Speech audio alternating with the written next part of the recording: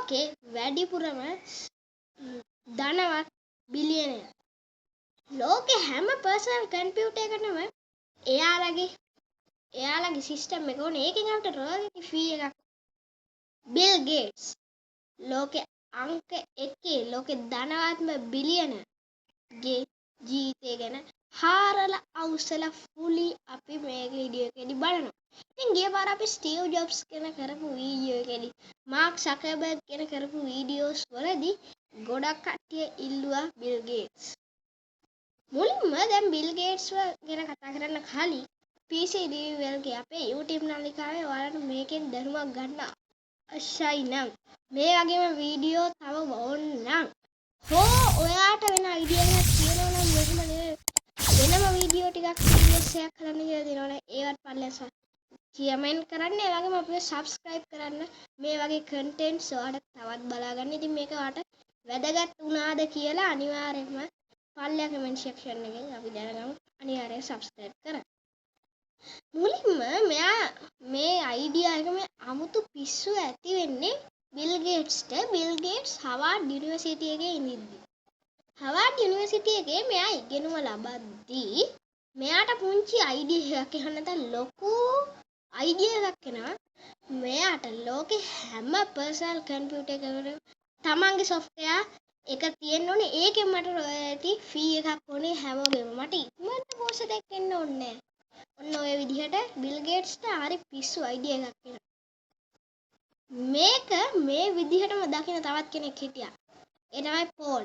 දැන් මේ අපේ බිලුයි පෝලුයි පොඩ්ඩක් යාළුවෝ. ඉතින් දැන් මෙයාලා දෙන්න හවාඩ් එකේ හැමදාම ගොඩාක් කම්පියුටර් ලැබ් එකට ගියනවා හැමදාම වගේ. එයා හවාඩ් යුනිවර්සිටි එකේ. ඉතින් කොච්චර ගියාද කියනවා නම් කොටින්ම එයාට හවාඩ් යුනිවර්සිටි එකේ කම්පියුටර් ලැබ් එකට යන්න තහනම් කරා. හැබැයි අවසානයේදී බිල් සහ පෝල් තමයි අන්තිමේදී ඒ ලැබ් එකට එහෙම නැත්නම් කම්පියුටර් ලැබ් එකට ප්‍රෝග්‍රෑමින් කරලා දුන්නේ බිලුයි පෝලුයි. ඉතින් අතරම දැන් අපි අපේ කතාවේ ඉන්න ප්‍රධානම චරිතේ බිල්ගේ ෆුල් නේම් එක බිල් ගේට්ස් ඕනම කෙනෙක් නෙවෙයි. ගොඩක් කට්ටිය දන්නවා බිල් ගේට්ස්. පෝල් ඇලන් ගැන නම් ගොඩාක් වෙනකොට කට්ටිය දන්නේ. බිල් ගේට්ස් තමයි ටිකක් වැඩිපුර ප්‍රසිද්ධ වෙන්නේ. දැන් මේ විදිහට මෙයාලා මේ කම්පියුටර් ලැබ් අතර පොඩ්ඩක් තාක්ෂණය අතින් ප්‍රෝග්‍රෑමින් අතරින් කෝඩ් අතින් පොඩ්ඩක් උඩට එනවා. කෝඩ් හරි ප්‍රෝග්‍රෑමින් හරි කිව්වොත් බිල් ගේට්ස් පොලන වගේ තමයි. මේ විදිහට යම්කිසි ප්‍රසිද්ධියක් මෙයාට නොදැනම එනවා. ඔන්න ඕකෙන් ආවයන් පස්සේ තමයි මේ පෝල් දැන් මේ බිල් ගේට්ස් එක තැනක ඉනිද්දි පෝල් ඇලන් ඇවිල්ලා මෙයාට මැගසින් එකක් පෙන්නනවා. ලෝකේ ෆස්ට් මිනි කම්පියුටර් එක රිලීස් වෙන ළඟයි කියලා. ඊට බිල් ගේට්ස් hina වෙලා කියනවා ලෝකේ පළවෙනි මිනි කම්පියුටර් එක රිලීස් වෙනවා. ඒත් වැඩ දෙන්න මෙතන කියලා පොඩ්ඩක් hina වෙනවා. අපි දෙන්න තමයි මේකට අනිවාර්යයෙන්ම ප්‍රෝග්‍රෑමින් සිස්ටම් එක ලියන්න ඕන. අපි තමයි මේකට අපේ software එකක් තමයි අපි මේකට දාන්න ඕනේ. අපි කොහොම හරි අපි මේකට ප්‍රෝග්‍රෑමින් ලියමු. අපි මේකට අපේ සිස්ටම් එක දෙමු කියලා කියනවා බිල් ගේට්ස්. දැන් මෙයාලගේ මේ මයික්‍රොසොෆ්ට් එක කොහොමද මේකට එන්නේ? දැන් මෙයාලා මිනි කම්පියුටර් එකට දැන් මෙයාලා මේකට software ලියන්න ගත්තා. ලියලා මේක ඒ ආයතනයට ඉදිරිපත් කරාම මිනි කම්පියුටර් හදන ආයතනයට හරි වැඩේ හරි බිල්ගේ පෝල්ගේ එහෙම නැත්නම් බිල් ගේට්ස්ගේ පෝල් ඇලන්ගේ කෝඩ් ප්‍රෝග්‍රෑමින් එක තේරුණා. ඔපරේටින් සිස්ටම් එක තේරුණා. ඉතින් ඊට පස්සේ මිනි කම්පියුටර් එක මේක ආවයන් පස්සේ තමයි මෙයාලා දෙන්නට මේ සුපිරි අයිඩියා එක එන්නේ මයික්‍රොසොෆ්ට් ආයතනය නිර්මාණය කරන්න. ඒ බිල් ගේට්ස් ප්‍රෙසිඩන්ට් විදිහට පෝල් ඇලන් වයිස් ප්‍රෙසිඩන්ට් එහෙම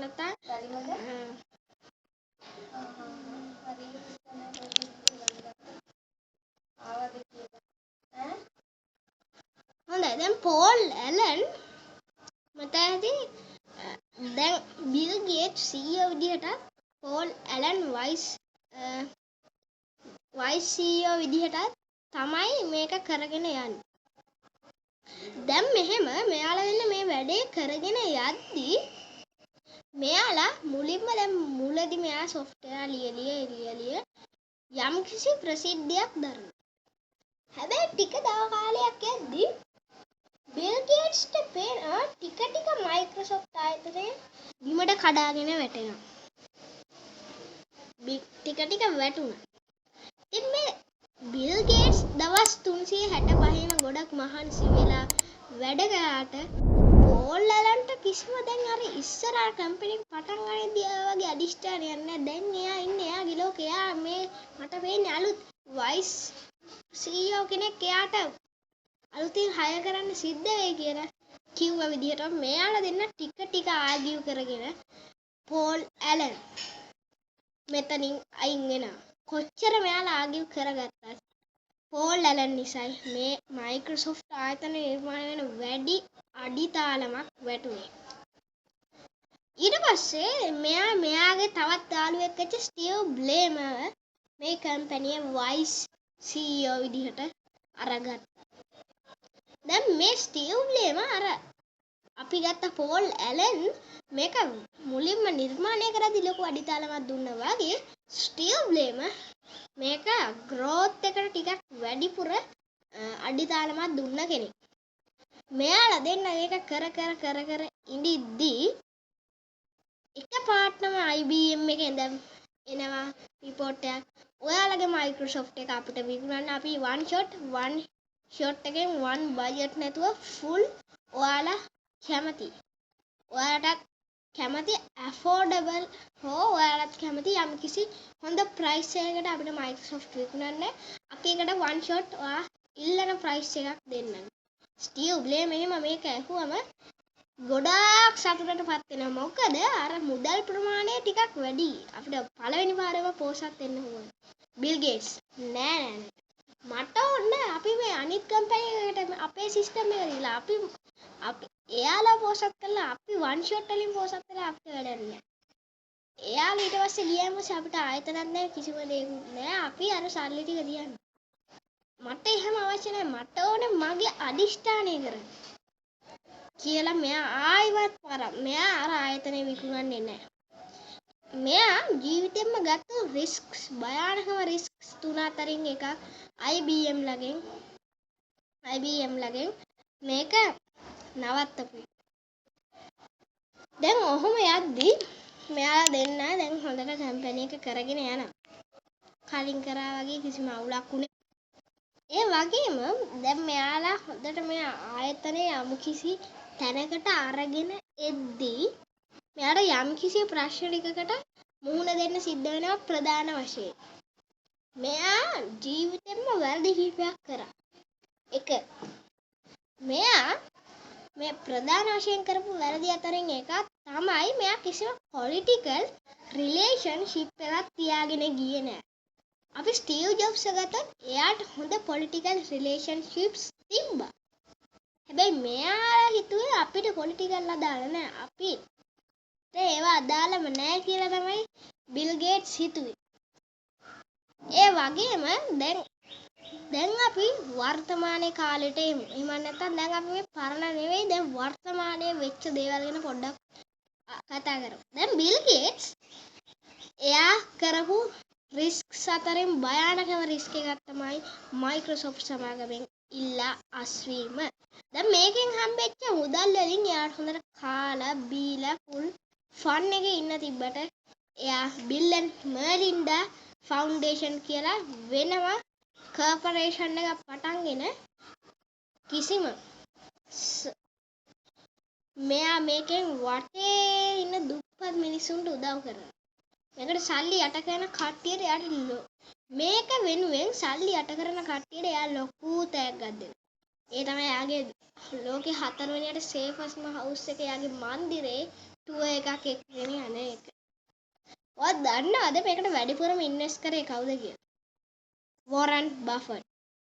මෙයාගේ හොඳම යාළුවා. දැන් ওই විදියට යද්දී දැන් මේ මයික්‍රොසොෆ්ට් සමාගම ලෝකෙින් ප්‍රසිද්ධම software ලියන සමාගමක් වෙලා ඉවරයි. ආයෙත් හැප්පෙන්න බෑ. කිසිම ආයතනයකට ළඟටවත් යන්න බෑ. අපි මීට කලින් කරපු ස්ටීව් ජොබ්ස්ගේ වීඩියෝ එක ගොඩක් කට්ටිය බලලා තිබ්බා. ඉතින් එතකොට ආපු මොටිවේෂන් එකේ තමයි මේ වීඩියෝ එකත් කරන්නේ. ඉතින් මේ වීඩියෝ එකෙත් මොටිවේෂන් එකක් ලබන්න මේ වීඩියෝ එක බැලුවට ස්තුතියි. අපේ channel එක subscribe කරන්න කියලා මම ඉල්ලනවා. ගොඩක්ම අපේ වීඩියෝස් කෙටි කරලා තමයි ඔයාලට මම මේක කරන්න ඇස්ති වෙන්නේ. ඉතින් බොහොම ස්තුතියි. අපේ YouTube නාලිකාව subscribe කරන්න.